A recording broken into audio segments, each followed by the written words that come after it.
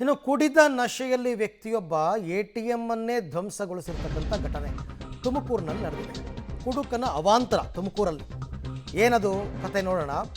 ಮದ್ಯದ ನಶೆಯಲ್ಲಿ ಎಟಿಎಂ ಯಂತ್ರಕ್ಕೆ ಕಲ್ಲಿಂದ ಏಟು ಹೊಡೆದಿರೋದು. ತುರುವೇಕೆರೆ ಪಟ್ಟಣದ SBI ಎಟಿಎಂಗೆ ಕಲ್ಲು ತೂರಾಟವನ್ನು ಮಾಡಲಾಗಿದೆ.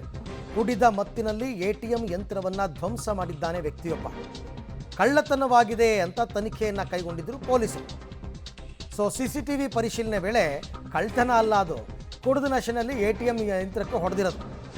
ಸದ್ಯ ಕುಡುಕನ ಪತ್ತೆಗಾಗಿ ಬಲೆ ಬೀಸಿದ್ದಾರೆ ಪೊಲೀಸರು. ನೋಡಿ.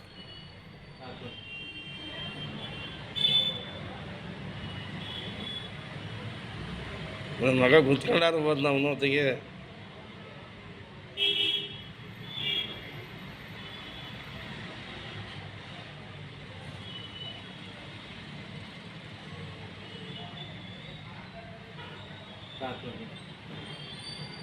ಮನಸ್ಸು ಕಾಡ್ತಾನಕ್ಕೆ ಅಂತ ಹೋಗ್ತಾನ.